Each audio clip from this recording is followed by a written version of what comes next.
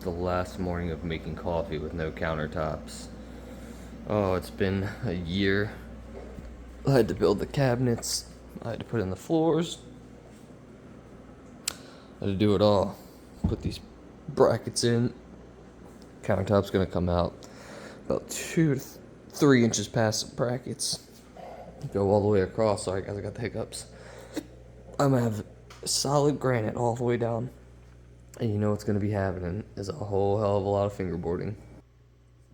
Alright, now that I have my coffee, we can proceed because it's hard to start in the morning without a little bit of caffeine.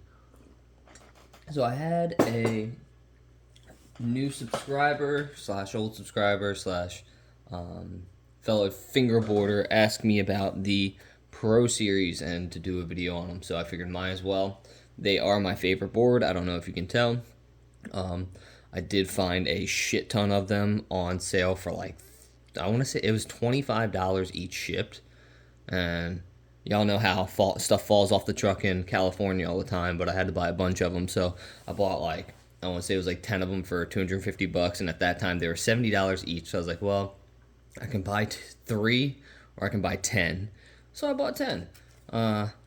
So we'll go through a little unboxing experience with you guys. There's 4 different designs on these Tech Deck Pro Series. You got the Zero boards, you got the Plan B, you got the Primitive, and you've got Revive. And my personal favorite is the Primitive, but it came out so late that I'd already opened 2 Plan B boards, so that's what we're going to be doing today. And my favorite part about these boards, really, guys, is their durability. This is my board I've been using for about a year now, and the reason why all the lacquer came off is I accidentally cleaned it with alcohol to get some of the sticky stuff off the side when I did the grip tape. And yeah, I forgot that you can't put alcohol on lacquer because lacquer is alcohol based and it just melted off. So still works great though. I mean, wood's great.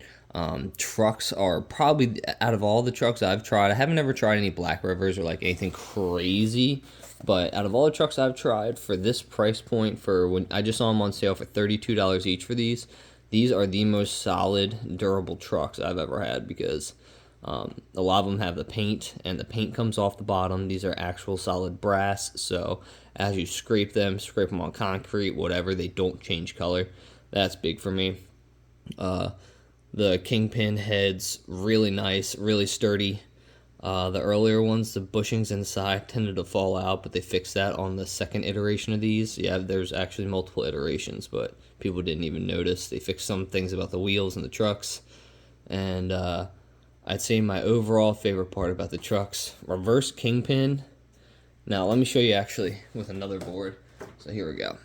So we're going to get sync focus. So with this reverse Kingpin, they sunk it down significantly. Just come on, focus for me. They sunk it down significantly lower than most people's. So you'll see a lot of these, like these are teak trucks with the reverse Kingpin, but do you see how far down this is compared to where your board's going to be hitting a grind spot versus this, where it's really at the exact same level? As you can see, this Kingpin is much lower. So when you grind on something, you can still catch that Kingpin. Don't get me wrong. It's not terrible on these teak ones, but you can hear it. See, right? That's the Kingpin catching. But these, because they were set so low, I don't care what trick you do, you will never touch that Kingpin to the grinding plate. And that is one of the... I can't, like, stress how much it bothers me that some of the boards want you to put in a reverse Kingpin for better grinding, but they don't even put it low enough so it doesn't hit. So that's one of the things that I go, yeah, it's worth the money because of those little details. So let's go ahead and open one up. This is what you're gonna get, right? Oh, sorry, wrong one. This is what you're gonna get, right? Get your Plan B box. Gonna open it up. What comes inside? You have Gustavo Plan B board, a grind box that works pretty well. It's one of my favorite grind boxes. You open it up, and inside we have your board, as long as a metal multi-tool, which a lot of people like. I could take or leave, really, because when I go to do Tech Deck stuff, this is my screwdriver. I'm not going to be fooling around with this little thing. I'm sure it's higher quality, but nothing beats being able to get grip. So send us with a real screwdriver sometime or something small. That'd be great. So when you take this out of the box, I have actually changed some bushings on here, but they're going to come with the soft orange bubble bushings, and they're quite nice. I like a firmer bushing, so I put a O-ring underneath instead of the soft. So it's a little bit of both. Super responsive. I would say the biggest downfall of this entire setup is going to be the wheels. I love them, but they're love or hate for people because they're not like the urethane plastic wheels where they grip. They grip a lot, and that is not great for advanced people because as you get better at it, you know what you're doing. You know you need like those little finger movements of sliding the board sideways or like scooping under it, and the board and the wheels slide a little bit, and that's okay. It's beneficial when you are getting better. But when you just start, it's really nice when you go to try doing ollie with this board. Try to ollie with this board, and it's just sticky. Like it sticks to the table, so it's not sliding around. Because when I first remember doing it, I was like, man, I can't get any grip with these. And so you'd be snapping, your hands would be going everywhere. But once you get better at it, it's easy.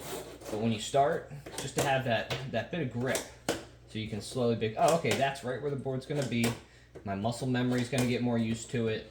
It's hard to do at an angle, but it's definitely something that I liked, especially to start off with, because a lot of the more expensive wheels are the cost of the whole board, $30-$40. So these durometers are way better than the plastic crap you get with the normal tech decks, or even a lot of the bearing wheels you can find online or from other brands. These are really good bearings. They held up well, but eventually I did upgrade to some teak wheels. I'm sure there's better ones, but these work great for me.